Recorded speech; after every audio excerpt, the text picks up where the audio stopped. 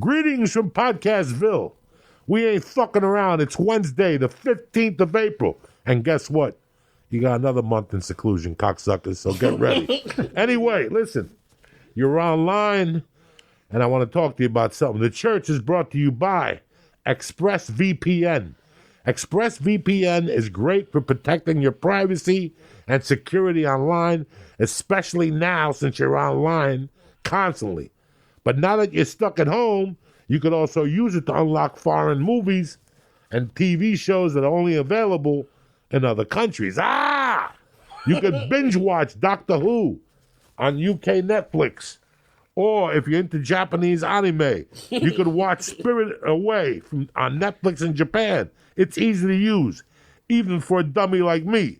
Just open the app, change the location, and that's it. You could choose from 100 different countries. So do me a favor. Right now, the church family can go to expressvpn.com/church to get ready for this one. I'm going to give you 3 months for free. Oh, snap. 3 months for free, just because I love you to fucking death, and I don't want you getting tampered with on your fucking computer. Next thing you know, your credit card is being used in Russia to buy Khabib a new wig or whatever. So support the podcast, watch what you want, and protect yourself at expressvpn.com. Again, the family gets 3 months free when you go to expressvpn.com/church. Kick this motherfucking muley. Oh, shit. Wednesday morning, cocksuckers. No more fucking excuses. And the situation is the same. Soldier, we're going in like fucking Marines. You understand me? Welcome to church, motherfucker. The Wednesday, motherfuckers. Shit, shower, shampoo, shave, and stay in again. That's what you're going to do. Listen to the church. Stay in, mind your fucking business. I got my main man, the original Catholic, Mr. Steve Simeone. The only cat. Did you go to church this Sunday? Yeah, I streamed it. Did you? Good for you. God bless you. You know, you don't need to go down there. I started getting pissed off because people are like, what are these rednecks doing there?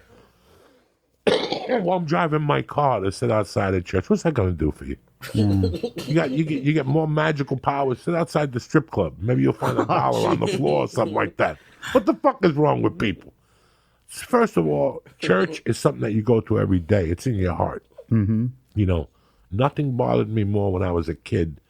In 73, they were telling you that there was 2 mortal sins. Not going to church and murder. And I'm like, how does that? Even on the same level. So how can I not go to church, but if I murder somebody, I'm like, fuck you. Yeah. Then I started going to church, and I started seeing people. And I started seeing people from church and how they acted in real life. And they think because they go to church, that makes them a good Catholic, Christian, unorthodox, a synagogue Jew, whatever the fuck they are. Like, anybody who goes to church, I get it. I get that it makes you feel better inside. Yeah, it's about trying to get that sense of peace. It's about trying to get that sense of peace. But 50% of people who go to church today go for a social activity, to be seen. And I could tell. I smell that shit right the fuck out. Yeah, I think one of the things that made an impression on me, and I don't know if this, take it for whatever it is, and I'll paraphrase it, but somebody once told me that a church it's not like an art museum for perfect people. You're not a perfect piece of art that's going there to be shown off, but it's more like a hospital for sick people. So when you see people showing up at church and then you see them acting like an animal 6.5 days a week, it's not necessarily that they're phony, but at least they're making that step to try to change their life. And I'm of that point of view where I don't judge anybody. You know, I don't know what's in anybody's heart. And instead of going to church 1 day a week, I'd rather be a gentleman 7 days a week. That's it, but that's what it's supposed to do. Do one thing every day. Yeah, I took that from you, where you make somebody's everybody. Today I seen the Mexican lawnmower down there. Yeah. And I sat there watching him. And he had a bandana around his face. And I said, this is what you do instead of going to church. I went in the house. I got the coldest water in the refrigerator. And I put a mask. That's exactly what you're supposed to do. I walked down the corner. I gave him the fucking water and the whatever, and he put the mask on. Yeah. I didn't take a picture. I didn't put it on fucking Periscope for people to see me being a But good how guy. good did you feel after that? I felt like $1 million. Exactly. The chick next door to me needed a couple masks. He's got a little girl. Yeah. A girl plays with my little girl. Yeah. You know, this lady one day knocked on my door. She's like, "Are you hungry?" Like, I never met the lady before. She goes, "Are you hungry?" I'm like, "Yeah." My wife said, "Hi." And they're like, "Oh, they know each other." Okay. She turned me on to beef stroganoff from Granville. I don't know about that. You know what Granville is? No. Granville is on Ventura.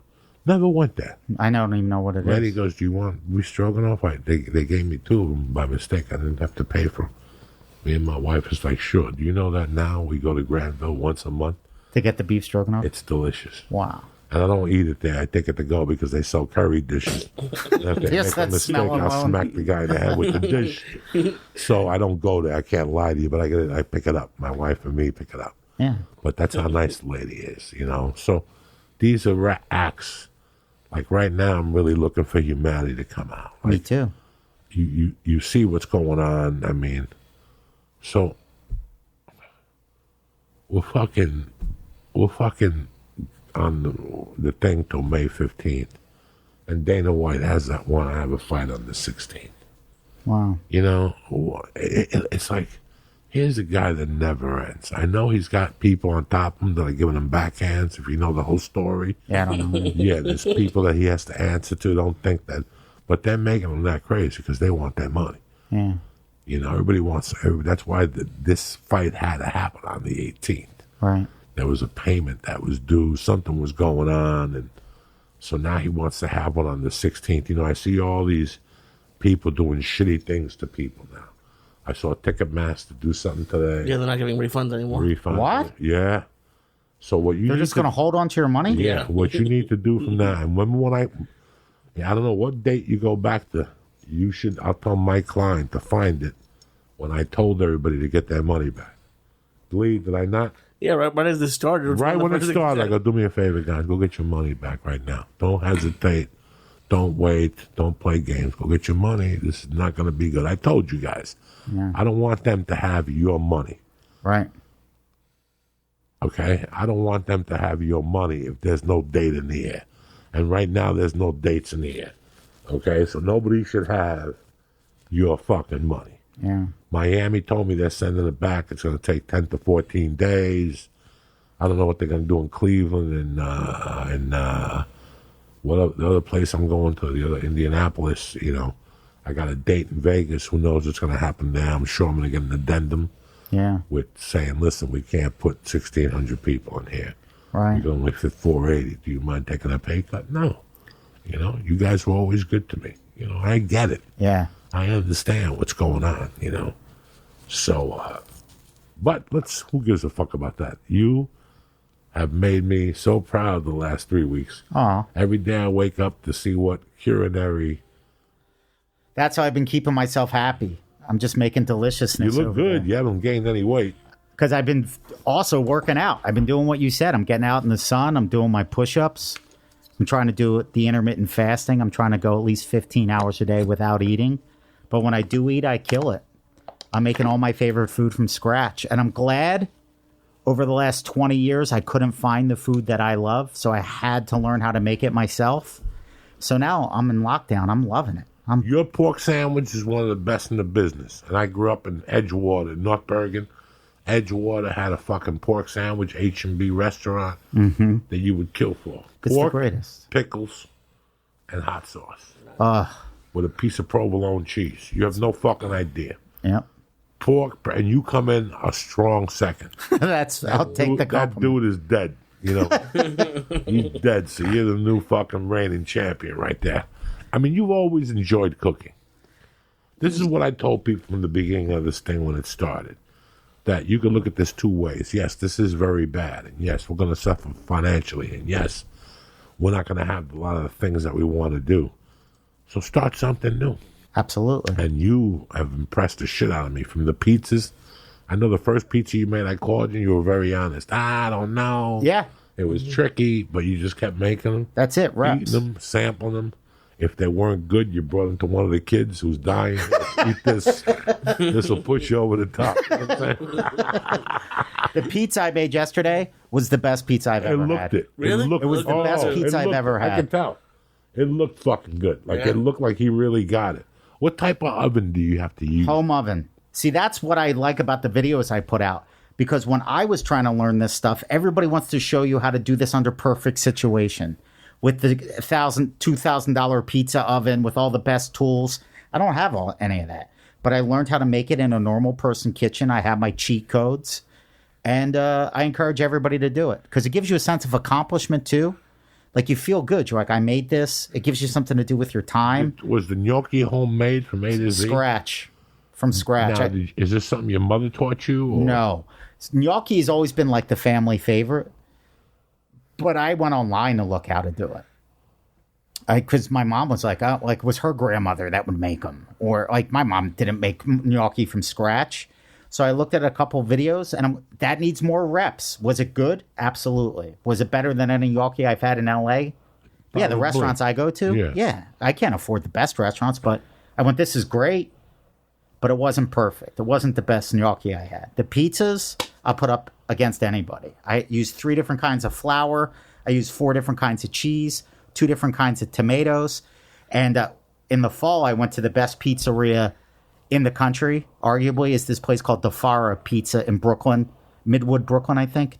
Fantastic. The nicest people in the world and the best pizza I've ever had outside of Naples, okay? The best. And I saw their techniques. And they put the fresh basil on the pie after it comes out of the oven. And then they give it a little shot of Partana extra virgin olive oil to bring all the flavors together. I did that, a little pecorino romano on top when it came out of the oven, and everything just comes together. It's amazing. So good. And you make the sauce from scratch? Yep. I used the Napoli tomatoes, which are San Marzano style, grown here in California, which I saw in a YouTube video. This guy from Italy has a pizza shop, and he says that's what he uses. And then I also use Muti tomatoes that they use at Defara. So I'm always experimenting. It's always a work in progress. It's like your stand-up set. You're like, this works, but how can I make it better? That's what I've been doing with the pizza. How are you adjusting to life without stand-up? Better than I thought, to be honest with you. I am. I don't miss the travel. I do not miss being on a plane. I do not miss living out of a suitcase. I miss the store.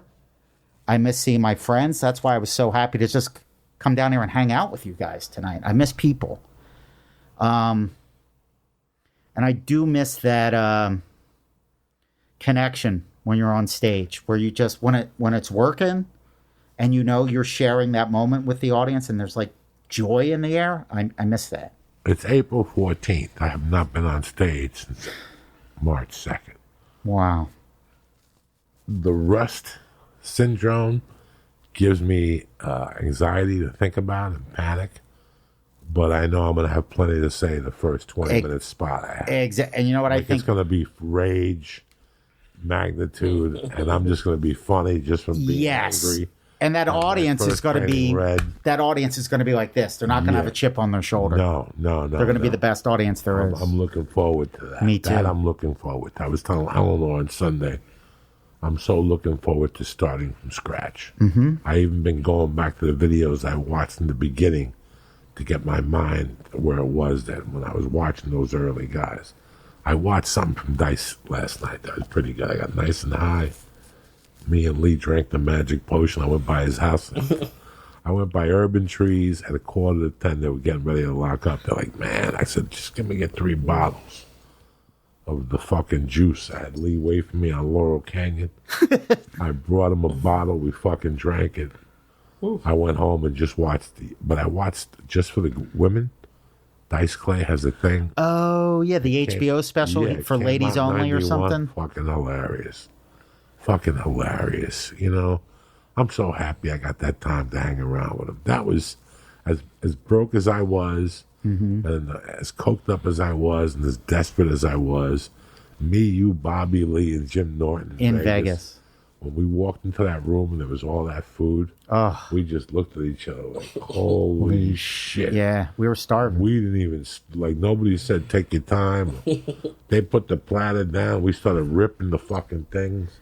And then we went for breakfast, a late breakfast, and he kept sending the eggs back. Oh, yeah. Do you remember that night? He would do stuff like that. It would make me so embarrassed. You know, another reason why I wanted to have you on, believe it or not, this gives you a lot of time to think. Yep. And you think of good things. Yes. And you also think, think of bad things that you did or mistakes that you made. Yes. And depending on how many edibles I eat, I react to that. Yeah. Sometimes it takes me really sad. Sometimes I go, I can't believe that. I should call these people right now and apologize at 2 in the morning. And it's, and I guess what came into my thoughts, and I almost called you. It was just too late to call you. It's never too late to call me. Call me whenever. Fat James came God rest into his my soul. life. And I thought about, what was Fat James's real name? James Price Jr. James Price Jr. When did he get here? Like 2001, And where did he come from? New Hampshire. And he came right here and he got a job at the lot store, at the comedy store, right? No, he came and he was just hanging out. And he was the open micer nobody would talk to but me. And Nice kid in the beginning. Very nice. very nice. And the reason he got his job there is there was Eddie Griffin was on stage. I was working the OR front door. And Eddie Griffin was getting into it with an audience member, like a drunk redneck dude. And then there came a point where the guy had enough. And this dude stands up and he's like 6'6", and he charges the stage. And I'm like, well, oh my God. But it was those years where you just, I don't know, I just jumped on the guy and I kicked him and I'm trying to wrestle this guy to the ground. Now all the tables are coming and I'm like, I'm in trouble. It's this guy's friends. Then comics are jumping in and there's a melee. And then I feel this force of nature. And I go, I can handle this guy, but whatever this is, I'm done. And it was Fat James. And I just hear, I got your back, brother. I got your back, brother. Yeah, he had such a big heart he that didn't give a fuck. none of the other door guys jumped in. I think it was maybe Brett Ernst or somebody like that jumped in, me. And then when Fat James used all of his weight and got the guy out, helped me get the guy out, I just walked him into the back and I said, Dean, you're going to give this guy a job. He deserves it. And then he became my roommate. Like a couple months after that. What? And I'm saying this from the highest. I love hustle. Yeah. I love hustle. I love when people put two and two Me too. together, and it just makes my dick hard. You give them a nickel, they come back with $10. Yep. And you go, how the fuck did you do that? I don't think there was a stronger hustler that I met in L.A. than me, than Fat James. It's the truth. You know, he tried to get me, he was getting me auditions. Remember he did that movie about the spelling bee? A Kia and the Bee with Lawrence Fishburne? I don't know. Like, Yeah. he went on the set. Like, because what happened between us were we were good friends. Mm-hmm. I really liked James. He would give me money for Coke. I didn't know. I'd pay him back. Hilarious. He was always a gentleman. He had such a big heart. He had such a big heart. Yeah. He was a funny-looking dude, Mm-hmm. but in auditions, that bitch did not fuck around. When he walked into an audition, bro, I would sit there and go, oh, my God, what? Whatever he did, he was booking it. Yep. There was 1,000 jobs I did with him. When that mafia shit was big, Yeah. and he would put his crazy head through. Yeah. I think we even booked the Pennzoil commercial together. Wow. That's how we solidified. Where we put the guy in the trunk and we opened the trunk and the guy's looking back at us and then we slammed the trunk and Wow. it was like one day shooting. And that's how I became friends with him. And then I liked him at the store. Then The Longest Yard came along and I still loved him. Everything was going. Then he got fired from the store. Something happened. Yeah, I don't remember what happened. Something happened. And then him and I was still tight. Yep. And then when I got a Kia and the Bee, when I got The Longest Yard, as I was shooting The Longest Yard, he was the one that told me to go to this place to read for this girl. Mm-hmm. And it was December. It was getting close to the holidays. Mm-hmm. You know how you're a little tapped out. And it was on La Brea. Remember the old Acapulco on La Cienega? Yes. The old Acapulco on La Cienega. It was up the corner. I remember I didn't have any money. I parked in La Cienega in the Acapulco parking lot. And I walked to the audition. And on the way back, I saw Fat James. He's like, I already set this audition up for you. You got this. Wow. So he goes, I'll wait for you out here. Let me know how you did. You're going to be like 3 guys. Don't worry about it. I'll wait for you. Because across the street was the Chinese place. the really good Chinese place where Vito's Pizza's at. Yep. So it was all in that area. Dice took me to that Chinese place. Vito's wasn't there, but that place, that Chinese place, had the best chicken wings. Is that the Jennifer Aniston place? No, it's this the is place on La Cienega. Yeah, like 2 blocks south of Santa Monica. Right next to Vito's. Okay. Yep, It's same not same that, parking It's lot. a Chinese restaurant now, but it's not the same people. They had wings. Garlic wings. Nice. 4 per order. We would just go in there and order 6 orders for lunch. Wow. Just eat wings. Big, thick pieces of garlic on it. Anyway. So I go to this IKEA in the B. It's with Lawrence Fishburne and the chick who played, I think she's in it. The chick who played and whose love got to do with it. They were looking for like a school teacher or something. As soon as I walked in, I knew I wasn't right for the part. Yeah. It was like December 16th. Fuck. I got a couple checks left from the store. Maybe I could hustle. Maybe I could sell an 8-ball and make Christmas happen. I go to IKEA in the B. I eat a bag of dog shit. And it's one of those places where they have 5 different studios Yep. auditioning. And as I walked by, I looked and it said Mars Bar. Mars Bar, and it said international shooting. 3 days, flat fee. It's money. So I didn't say nothing. It had nothing to do with me. I can't do international. I can't. I'm SAG. Okay. It was non-union. That's what it was. So I went to the bathroom, and when I came out of the bathroom, the dude was like, Steve Simeone, come on in. The guy goes, Steve Simeone. And he looks over at me and goes, excuse me, can I talk to you for a second? He goes, they're doing a commercial here. I'm looking for mobsters just like you. Get out of here. I swear to God. And he goes, it's 2 days to shoot, $3,000 cash, and a hotel room. I go, what are you talking about? He goes, we're going to stay up in past Simi, Lancaster. And then we're going to wake up in the morning and drive 20 miles out into this desert and shoot this Mars Bar commercial. So I go, how many mobsters do you need? And he goes, 3 of them. I go, how many do you got? He goes, 1 of them. I go, stay right there. And I went out and I got Fat James. Wow. And I go, how about me and him? And he goes, go in and read the lines. We went in together, Mars Bar, we both got it. I got him 3,000, Wow. me 3,000, and the other guy. We had to go to a hotel, and I had to get coke, the whole thing. Yeah. I had a good time with James Me those 3 too. days. I really got it's like I got to know him. All Yeah. the hairdo and the fatness and Right. and the cheese smell around his neck, because every once in a while he get that BO to him. I overlooked that. I Right. really liked his heart. And I really liked what he was doing as a comic. He was doing something that nobody else was doing. If he didn't get the job, he was going to make sure you got the job. Yes. He was You very know? loyal. And I learned that from, that when people do that without you saying, boom, they're an ally. That's Yep. it. Very Lee, loyal. I didn't get this, but go down there, send the tape. Yep. So well, how are they going to know? Who tells them? Tell them Steve Simeone sent you. Yep. But I haven't talked to Steve in 2 years. Who cares? Right. So take the chance. What do you give a fuck? Right. That's where the school of thought he came from. Yeah. So he was like me. So we stayed friends. Yeah. After that thing, we did a commercial together, and then we did that thing together. We were tight. I'd see him at the store and give him a hug and the whole thing. I think I did the longest yard. He kept plugging. You were living with him. Yeah. We were doing all of these other things. Or maybe it was before. It was after Analyze That.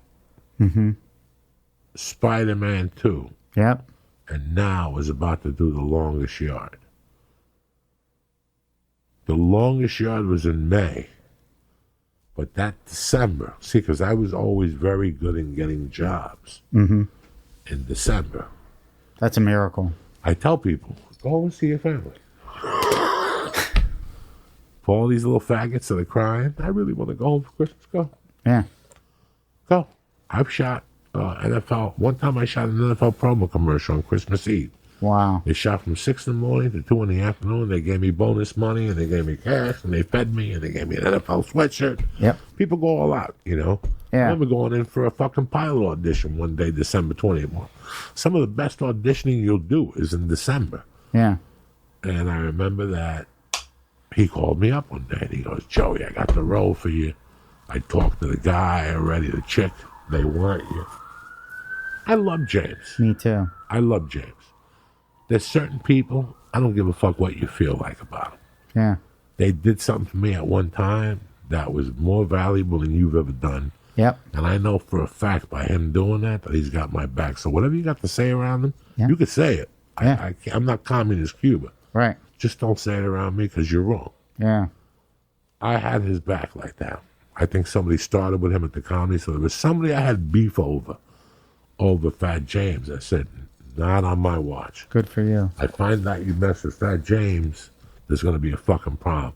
And this is, I'm doing coke, I'm not a nice person, you know, I'm dying to smack somebody at the store. And one day he gets me a job. The following Christmas, I get a call from him and he goes, hey, I got you a job. It's in fucking Jamaica. Wow. We're going to Jamaica. It was called Hanging in Hedo. I remember when he left for that. One of the worst movies of all time.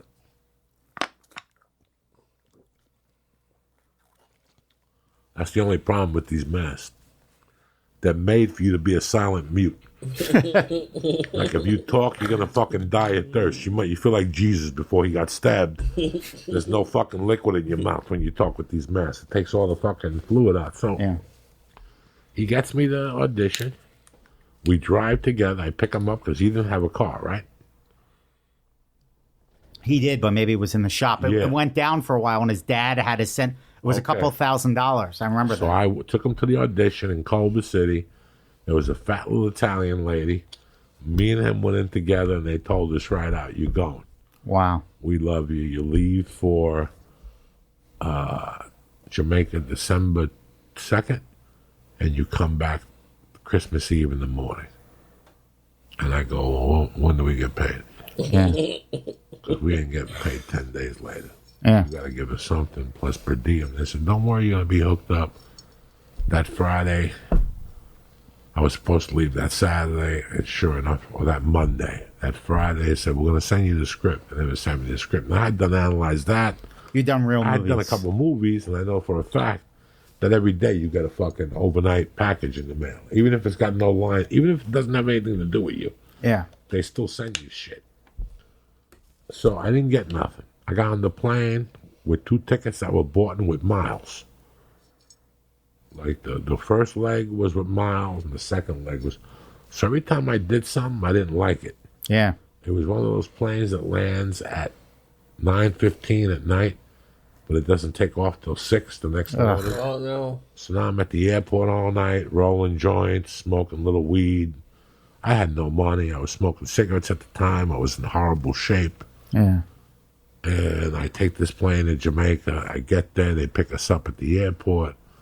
They take it to the hotel. First of all, the hotel is a nudist hotel. Everything around it was ugly. The chickens had HIV. Yeah. Everything. Just bad sign after bad sign. Bad sign. I get to the hotel like, oh, you're one of the actors. Go sign in over there. So I go sign in. They give me a hotel room, and they go, you're sharing a room. I go, I'm SAG. I don't share no rooms. We'll have to call the SAG rep. And they're like, well, for this job, you're just going to have to sacrifice. I go, okay, I'll sacrifice. I had the bellboy already on the Where's the Ounce of Weed program. So I said, I probably had $60 on me, maybe. Yeah. Maybe, if I'm lucky. I go, where's the per diem? Because it was going to be like 12 days per diem. I'm looking at $100 a day. Yeah, $1,200 maybe. bucks. That helps. That helps. Especially, I don't think the movie was paying much. They were like scale a day or something. So, second question I asked. So already number 1 mistake was the script. Number 2 was sharing the room. Flying on miles. And number 3 was we don't have per diem. I go, what are you talking about? I'm SAG. They go, no, we have per diem, but we couldn't bring the money down from New York. We're just going to send you a check at the end of the day. I took the key. I went up to my room. I took my own cash. The bellman shows up 10 minutes later. He goes in his pocket. He just went to a tree and took a butt off the tree. It was amazing. And he goes, you don't have the 60, just give me 40 then. So at least I got a little piece of weed. I fucking rolled it, I smoked it, and the fucking guy went downstairs and ratted on me that I smoked pot on the balcony. So I went up to the producers, I'm like, hey man, this ain't gonna work for Uncle Joey. I got Mike Marino, and I got my man, Frankie the Wop, what's his name? Fat James. And I go, Fat James, I got a problem. This is not the way you're supposed to get treated. If you want to get treated like this, but if not, we got to get per diem, and we can't share no room with other men. You know? He fell in love with the black girl, though. Oh, yeah, there was like some Playmate on there. There's a Playmate, and there was Sherman Hemsley. Yep. So the first night, I'm already seeing Chubby playing with the black girl and the fat girl just playing. Yeah. So right away, when I went to him, his mind wasn't into me. Right. He's thinking about her. When I go to talk to you, if you're an improv guy or you're a guy that's not from the comedy store and I don't know you, I understand. But when we're comedy store guys, and I've gotten you jobs and you've gotten me jobs, you got to stand in line with me and go, hey, bro, Joey might be a junkie, whatever the fuck he says, but he's right. Yeah. He needs a per diem every day. That's in every movie. Yeah. And they were like, well, this ain't going to be like every movie. So I said, well, then I got to go. And they said, are you quitting? Or I said, well, think about it. Yeah. You're not paying per diem. You got me another room with a guy. You didn't give me the script. The script ain't getting here till next week. You've got us here for 3 days. And they're like, you don't need money. Everything's inclusive. You should have seen how bad the food was. Everything was bad. Like, I couldn't eat anything. Everything was horrible. Everything. The chicken looked bad. The eggs tasted weird. And I was like, listen, I'm off the island this afternoon, arrange a plane. They called my agent. My agent called me back mad at the time. I said, Doug, I'm not doing it. There's no per diem. Yeah.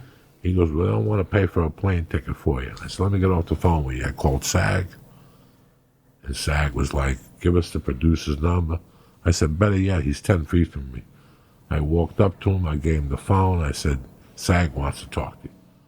And he goes, I can't motherfucking believe you brought fucking SAG into this and all this shit. Mm-hmm. And I go, you're not paying us. You know, you got to pay us. So what do you want to do? There's a 2 o'clock flight, and I could be on it. And here's Fat James and Mike Marino with me. Mm-hmm. And all of a sudden I go, I could be on it. And the guy goes, well, you could leave then. And I go, all right, Fat James, get your shit. And Fat James looked at me and turned his back. And then Mike Marino turned his back. And I was like, I know what time it is here. This doesn't look like it's going to work out well for Uncle Joey. I got on my plane. I came home. I saw my buddy pick me up in Miami. I spent the night with him, and I came back. And then he showed up, you know, for Christmas. He came back, and I think I saw him at the store, like the 27th. Mm-hmm. I just never could talk to him again. Mm. I just got my feelings hurt that much. If it was anybody else, from any other place, I wouldn't have got my feelings hurt. But you're at the battle zones with me every night. I got your back at that place. You got my back at that spot. I wasn't as mad at Marino as I was at Fat James. Right.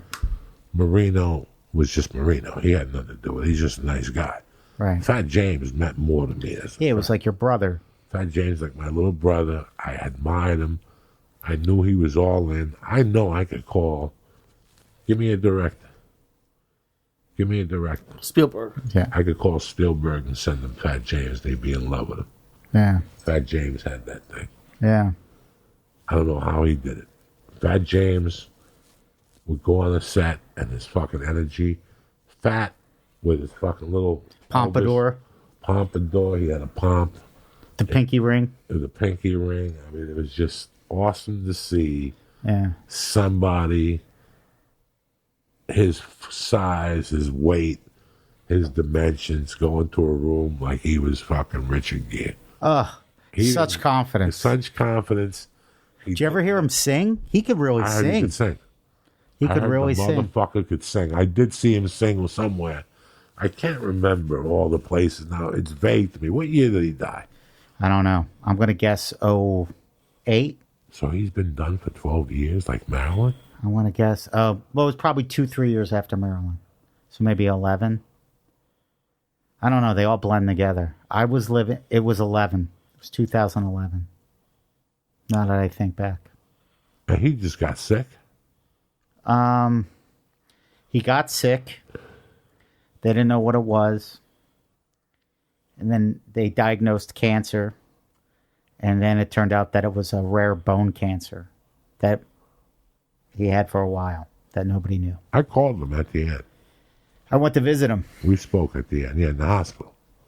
Yeah, we spoke and we made our peace. And I told him I loved him, and he apologized to me. And he was pissed too. He goes, I fucking did that, and the chick didn't suck my dick. And then I lent the $3,000. She was supposed to take me to Hughes. Oh yeah, he kept on saying he was going to go to the Playboy Mansion. And then she stood him up for the Playboy Mansion. So he goes, I learned a big lesson too. I said, we did. I go, hopefully when you get out of there, we'll have some coffee and stuff. He never got out. I think we sent flowers or something. We weren't really, whatever. But it was tough.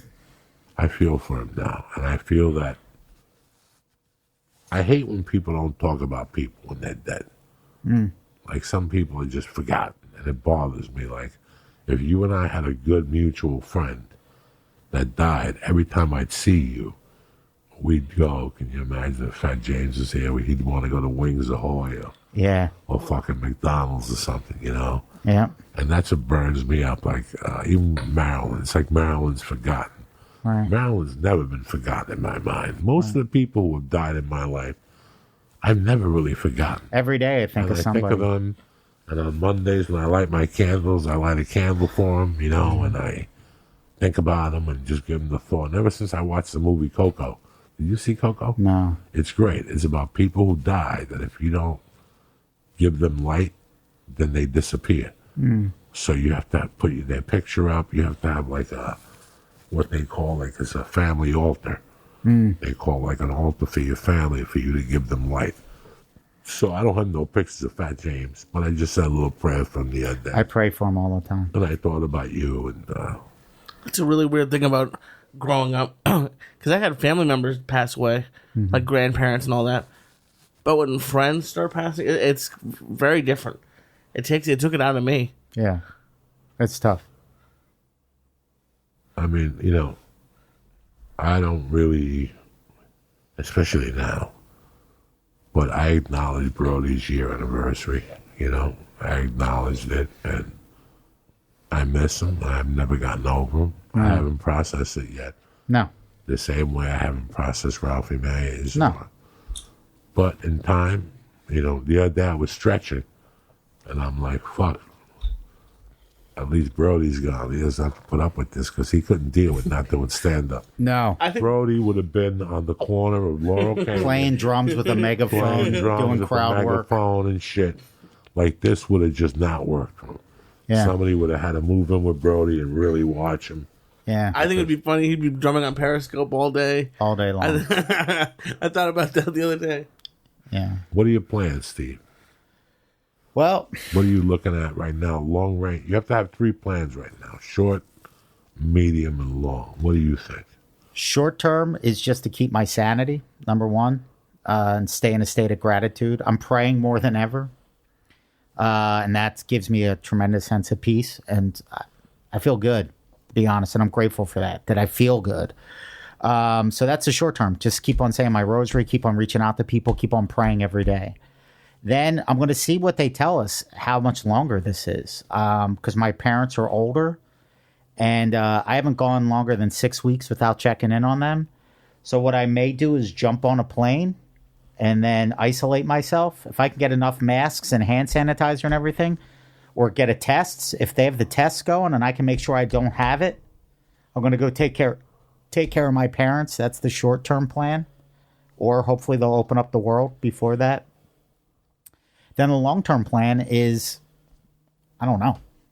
I don't know what's after that. I don't know what stand-up comedy is going to be. I was pitching TV shows. I'm working on a movie. Who knows? But I don't know. I have a lot of projects that are keeping me busy. But if things get shut down, I'm like, what am I even doing in LA?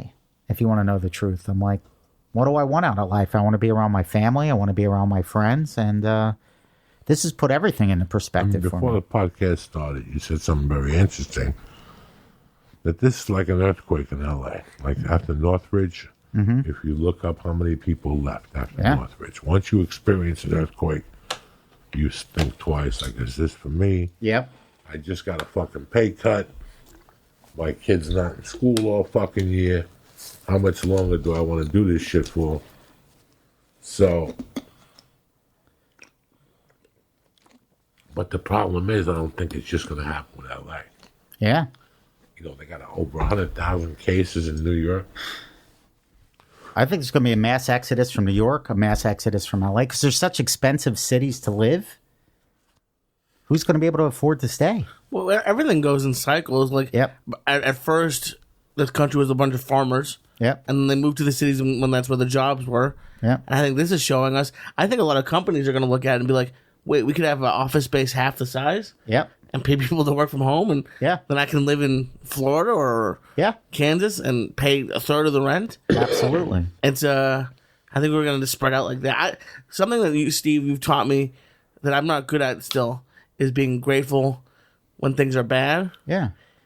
And there's a lot of this that once the sickness is gone, I think it's going to be a better world So do I. for everybody. I think this was God telling us, go to your room and think about what you've done. That's really how I feel. I know I'm going to get criticism for that, but I think ultimately, if we take the time to reflect about our lives, we're going to come out better people. Absolutely. We're going to treat each other I better. say it every day. You're going to come out a stronger person. I think so. That's it. You're And I'm come out a excited for stronger that. person. I'm legitimately excited because we're going to have our challenges as Americans coming out of this. How are we going to repair this economy? But I'm so confident in American people. I'm so confident the guys that grew up the way we did, with family, with neighbors, with community. And we started to lose our soul.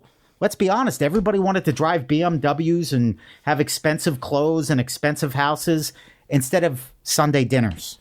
You know how many people? I never saw a kid once in Los Angeles in 20 years learn how to ride a bike. You told me a story today. 2 weeks ago, I saw two kids learning how to ride a bike. Another buddy of mine told me that he was teaching his daughter how to ride a bike. We're spending more time together. We're celebrating the little things together. More families are hanging out We together. watch movies every night and giggle. She goes in the shower at 6:30 now. We skip world news tonight. Yeah. Don't need to I don't watch need to it. watch We the don't need to news. watch the 5:30. Nothing. We fucking 6 o'clock we eat. She goes in the bath early now. She comes out. They make popcorn. I fucking hate popcorn. Really? I don't like the smell of it. I sit on the other couch. After 10, you don't need to eat popcorn at a movie. You made your point. That's hysterical. Yeah, after 10, you don't need to eat popcorn. You're too big to be eating popcorn anyway. Unless you got a little hat or you're half retarded or you got like a missing eye or a lip cup, whatever, the cleft lip, then you need a fucking popcorn. Until then, leave it alone with the popcorn. I see 50-year-olds with a tub of popcorn. You know what that does to your asshole? Get the fuck out of here. Fucking popcorn. I just sit there and we watch, Trolls and Onward. But how great is that? That family time. This is what this country was about. Listen, I agree. I finished the Led Zeppelin book. Now I'm going to start on the Jimmy Page book. Okay. But there's a book in there that I saw that I really, really, really want to get in there. I can't. Fuck, now we're on the transfer. I forgot what the book was about. What was really important? We were talking about what's really important, what you're doing with your family now. And this is what America was, is what you were saying. This is what America, like reading again and all that stuff, the books. But one of the books that I forget now, so I'm sorry. Who the fuck knows? It's 10 o'clock at night. The edibles are kicking in. But I like the reading again. I enjoy talking to my wife again. The first 2 weeks was a little brutal. Yeah. Being locked in with somebody. We figured out our boundaries. We figured out rides. We figured out workouts. Yeah. And I'm prepared to do another 4 or 6 weeks of this. I know I'm going to be better mentally. Yeah. Clearly, I'm going to let all right, there's a book in my thing that's called Ladies and Gentlemen, Lenny Bruce. Okay. And I'm going to read it again. And I'm going to read it again because that's the book that confirmed that I wanted to be a stand-up comic. And it wasn't because, it was because of what I read in that book. And I think we're going to go back to it now, where comics are going to start hanging out with strip clubs and doing comedy the way we used to. Like, that might be an avenue. Like, bring a comic in to host a night, a popular comic, whether it's Bill Burr or Theo Von, and he does comedy. You know, when you read Lenny Bruce's book, you think about him going back to the Chelsea at 4 a.m. and shooting heroin with strippers and jazz musicians, and nowhere in there they talk about cars and fancy cars and nothing like that. That wasn't what Lenny Bruce was about, you know? Right. Mitzi Shore was kind of the same way. Nobody doesn't like success, but there's a success to a degree that a comic under that should be a certain way, or unless he becomes a movie star, i.e. Eddie Murphy, i.e. Richard Pryor. Yeah. I think that comedy got ahead of itself. I think that we were doing comedy wrong. Yeah. I think the agents and everybody influenced their greed. You know, where I came from, you got a guy a job on TV first. He did 10 episodes. Then he went to the store for a few weeks. Then when the episodes started airing, he went on tour. So every Tuesday night that show is on, you know he's that Friday and Saturday. He's at the Denver Comedy Works or he's at the Ontario Improv. And he would do that for 10 or 12 weeks. Make some money, come home, rest, and then start up on the show again. Yeah. We forgot all that. We didn't want our comics to do shows or anything no more. We got to live. Comedians have to live and see Rob Riggle, who's never said a funny thing in his life. Sweetheart of a guy. And Dak Shepard, who's never said a funny thing in his life. Sweetheart of a guy who, I don't know how many failing shows Dak Shepard has been on. But Chris D'Elia can't get arrested. Right. You know what I'm saying? So my point is, I think the agents started depending more on stand-up. And now today they're paying for it. Yeah. Because when their stand-up clients actually come back, they have nothing to go to.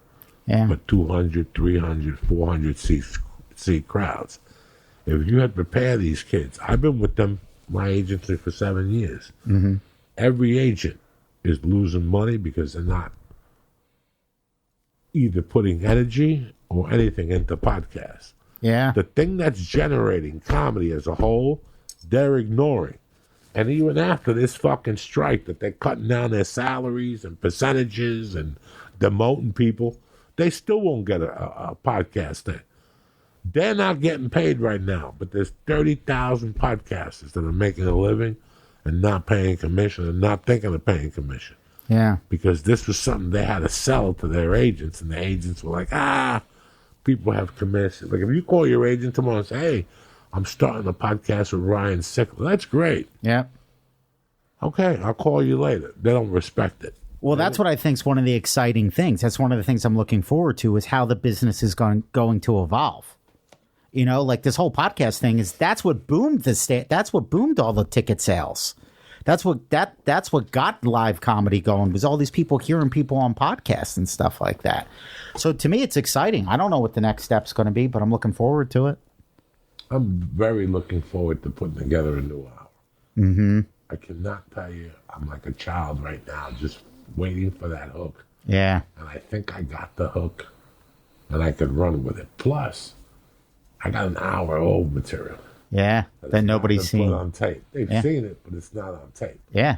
I could still run that in and really get 2 hours going. Once everything starts again and we get 20 people, maybe I'll shoot a special with 20 people, small. Yeah. Sell it for $3 online. That's it. You know, and that's it. This is not, today I got a call, well, people are going to have to do this and this. For starters, just lower your ticket prices. Yeah. Everybody's going to have to take a chunk on ticket prices, because if not, you're not going to sell a ticket. Yep. Listen, ticket prices for comedy shows were supposed to be agreeable with a movie ticket. Yeah, so everybody can, it should be for everybody. Can do something. Yeah. When you went to a movie theater in the old days, it was there was a strip mall. And there was a comedy store there, a comedy club. Yeah. It wasn't the best comedy club in the world, but the fucking Popeye is sold out. So what are you going to do? Right. Take her home? No. Take her to the comedy show, drink her up, then go home and suck a twat after she lasts for an hour. Right. You know what I'm saying? That's the obvious thing. But if I go into a comedy club and I got to pay $41, $4 ticket charge, 2 drinks, that becomes something different. Too And expensive. that's what I hated about where the business had gone now. I was looking at ticket prices and I was like, these people, how can they fucking sleep at night? But that's just a small our whole culture did that. Everybody got greedy. did it. Every business got too greedy. And now they want to cry that they don't have money. That's not my problem. You were jumping up and down, all your fucking VPs and senior VPs. Yes. They all paid themselves with homes or whatever. Hundreds of millions of dollars. Sell those homes and get your wife sucking dick. It's not my problem. We're all in this You gotta together. pay Yeah. your fucking employees, Your wife likes to suck dick and you're on Viagra. Fuck it. Make a switch somewhere. I mean, I don't get all that stuff. Like I said to you, all these businesses that are fucking with people, write them down. Yeah. Write them down. Yep. And the first time you go to do business with them, you fucked up. Yep. If enough people go, you know what? I remember what they did during fucking whatever. Yeah. I didn't want to give them my $45 that I paid to go see Motley Crue. Yep. I'm never going to give them money again. They can keep the $45 fucking dollars. Yep. We're done here. And that's why I told you guys that first Sunday, when everything was falling apart, I go, do me a favor, guys. Get your money back for all these shows tomorrow. I wake up the next day, I sold 50 tickets in Austin. Ugh. I was like, I just told you to fucking take away the shows. Now the show got pushed till January. Yeah. It's fucking April. It's fucking April. I told you to fucking pull your money away. Yeah. Take it out of there. You don't want to give your money to nobody right now. Your money belongs to you. Yeah. Your money belongs Hold on to to you. it. If I would have bought a Motley Crue ticket for $350 right now, I'll call them every day. I'll be sending them pizza boxes with nothing in it Yeah. until I get my money and grenade twitches and shit like that. I'm getting my fucking money. Anything good you watch over this? I watched the Narcos Mexico. I thought that was great. Second season? The second one, the most recent one. I thought that was really good. I jumped on that Tiger King bandwagon when it was brand new. I didn't know what I was watching. Still haven't watched it yet. It's I don't have unbelievable. It's getting too many crazy reviews. From people. Yeah, now too many people kind of ruined it. And I It's don't hard to want- watch. Like I can watch an hour at a time. It's too crazy. Yeah, I couldn't believe what I was watching. And that's it. Honestly, I've been talking. One of the blessings that's come out of this is so many people have reached out to me. People that I haven't talked to in 10 years, people I haven't seen in a couple years. Me too. And it's like all day long, it feels like, oh, this is what we should be doing all the time. If it's good. I'm spending more time with people over the phone or FaceTime or Zoom or whatever. And I got projects I have to work on. We'll see. I told people in the beginning, I said, listen, guys, before you go into this and lose your mind, there's no debtor's prison. They don't throw you in jail for debt. I owed hundreds of thousands of dollars to drug dealers and credit cards. They're not going to throw you in jail. Right. You might have to disconnect your phone and get a burner phone under your girlfriend's name for a few weeks. And little by little, it just starts to fall off your credit bureau. Yeah. Little by little. If you drop out. When I got into comedy, I didn't get into comedy to be a star. I got into comedy to drop out of civilization. Interesting. I had it. I didn't know what, after my mother's death and the divorce, I had it. Yeah. Bureaucracy, I lost a kid.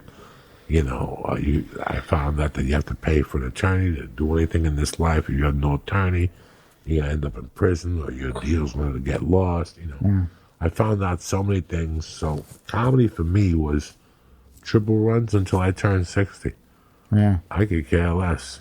Drive, meet chicks, do drugs, live like the catcher from Major League.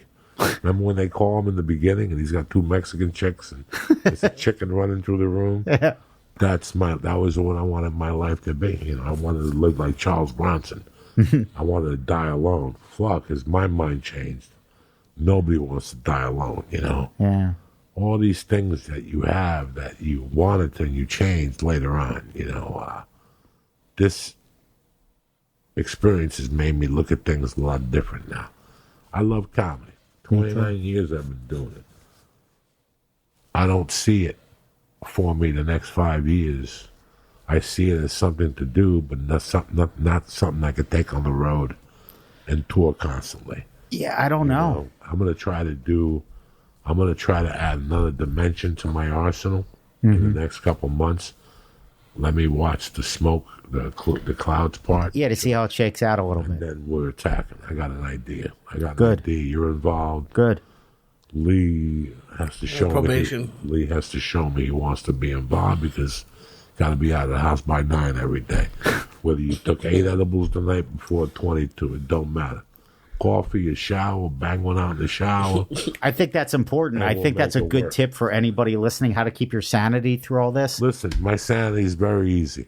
Yep. I get up at 7:30. Whatever time I get up, I have coffee. Yep. I talk to my wife for a couple minutes. I do whatever I have to do on social media. Yep. I write my journal, and as soon as the journal is finished, regardless of what time it is, I run and take a shower. Yep. Because that's the most important thing out of this whole thing. Exactly. I make my coffee. Get up, I jump in the shower. take a shower. Yep.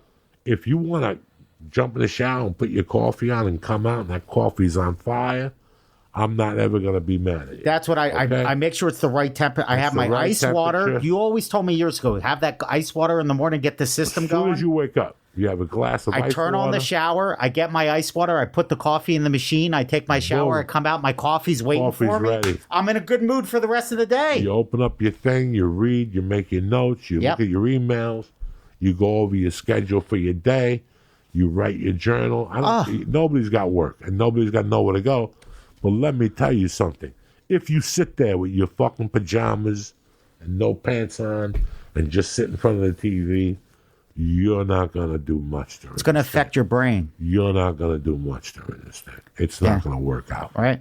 You're going to be in a worse position than you were when this thing started.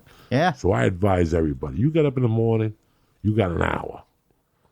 In an hour, you take that shower. You comb your hair like you're going to a meeting. Absolutely. I don't care if you just get in the car, take a ride around the block, and go get gas. Yep. At least you did something to make you feel yourself like you were human. Exactly. I did something last week that I wouldn't do for anybody.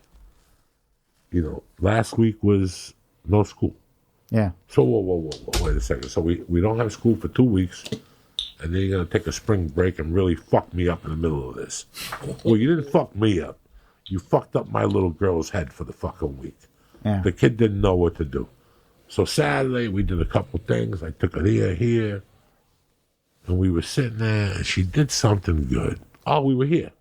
Oh. We did a podcast. We have a podcast tomorrow at 4.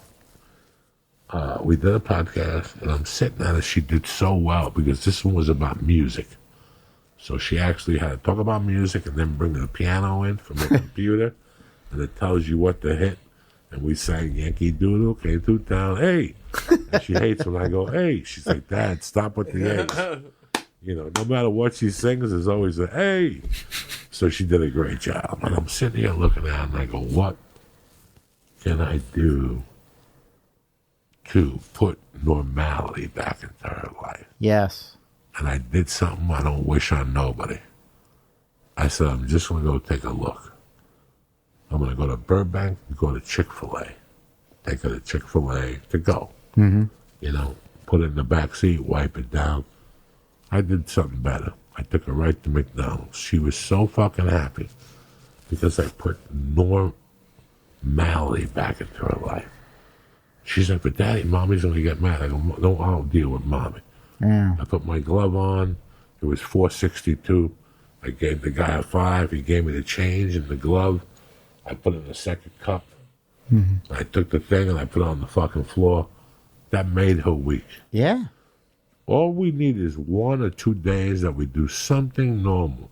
I mean, I don't want you to go to the gay club and suck a dick. That's not normal. Right. I don't want you to, well, for some people, I don't want you to go, but you still need something to remind you of the old you. Absolutely. And once you start slipping with showers, like people tell me, I haven't shaved in a month.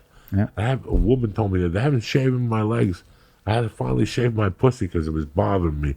You're a filthy animal. You're just working in reverse. Yeah. I don't want you to get up and work out. You know why? because there's so much stress on the body right now, and on the psyche. Wait till you work out and you start throwing punches.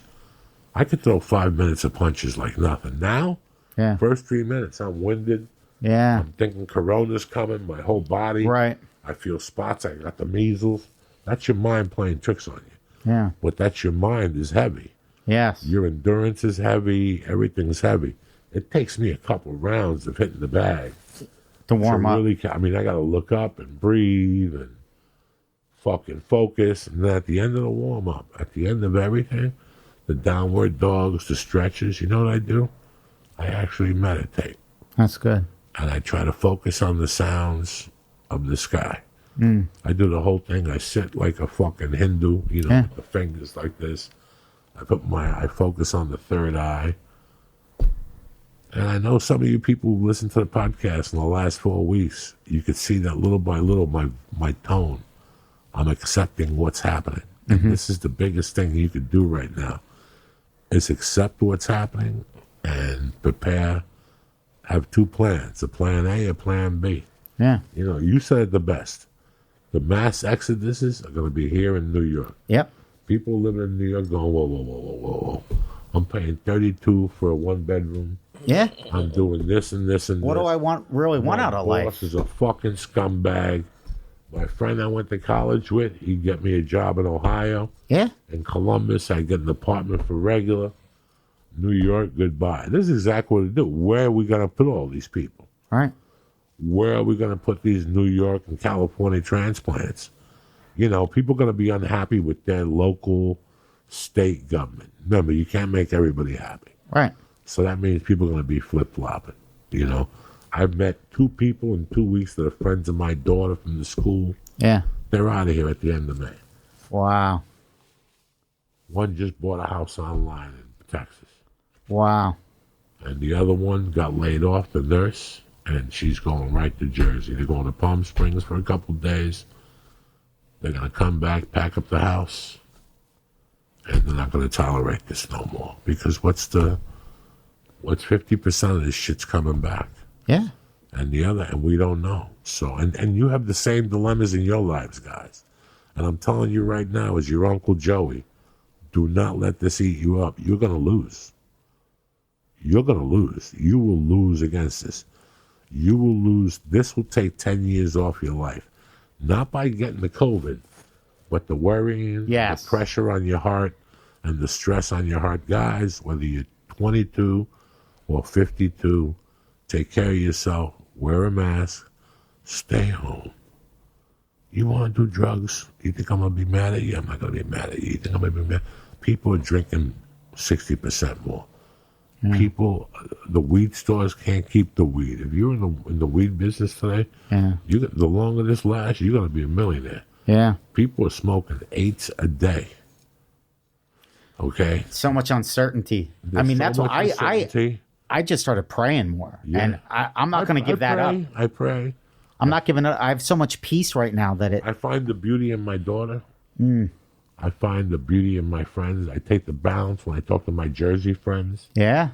And I see what they're going through. And tough. I've already offered them, like I've already sent a couple of them Good. some things. Just so, like I tell them, I can't help you, but I don't want you missing any meals either. Not on my watch. Right. I don't want you to go to Ruth Chris. Right. But what if I send you a deuce and you bought 8 dinners with that? Exactly. Buy a pork loin, buy a fucking Yeah. filet mignon, and you're 56. That filet mignon, you cut that in and make tacos one night, street Yes. tacos, and then make a steak the next night. I mean, it's not the way we used to. We're going back. First of all, if you're normal, you're not eating what you used to. I'm not eating by far what I used to. Not even by far. I'm cooking all the time, but I'm eating once a day. Once I'm cooking, but I'm eating 3 times a day. Okay. Nothing from outside the house. No. I got away from the bacon. I'm back to oatmeal with cinnamon So good for and you. a little bit of honey in the morning. For lunch, it's a single thing. Today I had halibut, Oh, it's which is 0, it's delicious with too. wild rice for lunch. Portions, my wife portions them out. And for dinner, we went all out. To celebrate Mercy riding a bicycle, We made sloppy joes Nice. with tater tots, and guess what? Oh, it's perfect. I still got 3 points left in my protein shake tonight. That's Who's better great. than you. That's it. And I burned 9 points today. That's great. 2 for boxing and 7 for Dude, when you lifting. think about it, what a blessed life that is. You're eating better. You're exercising more. There's more balance to our lives. But now. this wasn't the way it was 2 weeks ago. 2 weeks ago, oh my God, March 15th, I must have gained 8 pounds that week. Yeah. I caught myself when I started to go, they're gonna cut you out of your apartment if you don't stop. And that's when I was going, all right, instead of not eating for 12 hours a day, I went shoot for minimum 15. And today I think I went like 20 hours or something I'm without cutting the eating. sugar out too. Yep. The least sugar I do, like there's nothing sugary. Sugar's The poison. last 3 weeks, I had something one night with the girls. Oh, they brought home, my wife only brings home 6 powdered donuts. So that's 2 little ones apiece, which are like 3 points on Weight Watchers. So. Yeah. But do me a favor, guys. When you wake up in the morning, don't dilly-dally. Take a shower. Yep. It'll make you feel a lot better, and it'll clear your head for the day. And it'll make you do something. You want to do things that, when I go outside to work out, I start with a swinging bat. And I take it from there. How do I feel with the swinging bat? All right, I did 3 minutes. Let's go hit the bag. Oh, I feel pretty good. Let's do some ball bounces. Wow. Oh, let's do some more. Let's do some technical fitness exercises. You know what? Let me do a fucking kettlebell. Today I did those walks. Like farmer's walks? 5 of them. Oh, back and forth. Woo! Then I did a couple squats. And then I did high pulls with the kettlebells. Old school. Then I did one-arm pulls with the kettlebells. And then I did curls. I got 2 15-pound dumbbells. That's the best I got. Yeah. And I just did curls to failure, I got the bats and I did shoulder presses. Sitting down, stretching, pushing this way instead of up. Yeah. Pushing it that way and having your back. The writing, the journal is big. When I read it, I don't know what the fuck I'm reading. Yeah. It's just a bunch of thoughts that are coming through my head, which shows me I'm not focused. Yeah. But I think that the things that are helping me the most right now is my daughter. Yeah. Taking the showers, living my life like if I was going to work and I had a regular day. Yeah. You're up, dog. You're up. Mm-hmm. I know you had a rough night, but you got to get up. You got to jump in the shower. Yeah. Have breakfast. After that, go for a ride. If you decide by the time you come back that you're tired, then go back to bed. Right. But you already did a couple things. You Yes. already made yourself feel good. Yes. You went out. I don't want you to walk into Starbucks. And I don't want you to wait online. We're not communist fucking Cuba. Right. I just want you to take a ride, see what people are doing, see what people are doing at NoHo. Sit by NoHo for 5 minutes and go, look at these people begging for COVID. I wish I just had a COVID gun. I'd go in there and say, open your mouth, kneel down. Let me just give it to you because you're going to get it anyway. Yeah. Today you could see them in the middle. There had to be 10 people talking with umbrellas, like the umbrella's going to save you from COVID. Fuck the fucking COVID and fuck the fucking wet markets, these cocksuckers. Do what my man Steve Simeone is doing. Find a hobby. Cook. Yeah. You even told me you brought it to some of your neighbors, Yep. which shows me the humanity in you. You're a bad motherfucker. Yeah. I wish I would promote your tour dates. I know you have none. The cruise ship I was on sunk. Oh, I saw a picture of it. I saw Leonardo DiCaprio with the girl waving. They're done. And we got no dates for you people. Nothing. But we got nothing but podcasts and nothing but love. And we're going to keep doing them until they make us fucking stop doing them. We're wearing the mask. We got the door open. I got the Ozium here. This what Lee spells sprays between his toes at night. Everything is beautiful. And as long as Lee's good, you're good. Yeah. And the church family's good at home, I'm fucking happy with you guys. We're going to keep doing this. Whatever the fuck. We don't give a fuck. We push straight ahead. The message has to get out, cocksuckers. Again, as far as dates, I got nothing. But I'll tell you what I do got for you. I got a deal of a fucking lifetime because you guys on the computer so fucking much today. And I don't know if you guys been reading the reports. Scammers are out more than anything. And they will get your shit because you're over there checking your 1850 balance in Bank of America. You got to get the 20 to take it out. So you better come up with another $1.50. But that's not what my point here. What you're looking to do is privacy and security online. And ExpressVPN is great for doing this. But now that you're stuck at home, and you could also use it to unlock foreign movies and TV shows that are only available in other countries. Binge on Doctor Who on UK Netflix. Or if you're into Japanese anime, use it to watch Spirited Away on Netflix Japan. It's very easy to use. Even a dummy like me could do it. Just open the app, change your location, and that's it. Choose from over 100 different countries. ExpressVPN works on any streaming service. Netflix, Amazon, Hulu, BBC, YouTube, you name it. The reason my wife and I use ExpressVPN, it's that it's fast. There's no buffering, there's no lag, and you could stream in HD without any issues. And it works on all your devices. That's the fucking Mac Daddy. Phone, tablet, console, small TV, ExpressVPN is there to make everything a lot better. You can see Japanese shows, but most importantly is protecting your privacy and security online. So right now, the church family can get up to go to expressvpn.com/church to get 3 months free. 3 months free to get you started. Who else is doing that in today's market? Nobody. Your Uncle Joey's looking out for you, cocksucker. So do me a favor. Go to expressvpn.com/church. Support the podcast. Watch what the fuck you want. But most importantly, protect yourself. And I also want to thank expressvpn.com/church and go get your 3 months. Besides that, I want to thank Steve Simeone. I want to thank the Christ Killer. But I want to thank you motherfuckers for always having our back and being here for us. We love you. And remember, what's the church say? We're using Lysol as mace. Come close to us to 6 feet, you're losing a fucking eye. You understand me, cocksucker? That eye will never get red again. I love you to death. See you Sunday morning. Monday morning, it's 4:20. I'll see you motherfuckers nice and early, ready to get the party started, all right? Besides that, have a great weekend. Stay safe. And I love you guys with all my heart. I'm sorry about what you're going through in the situations, but trust me, this too will pass. Amen. God bless you, motherfuckers. Lee, check this goddamn meal, cocksucker.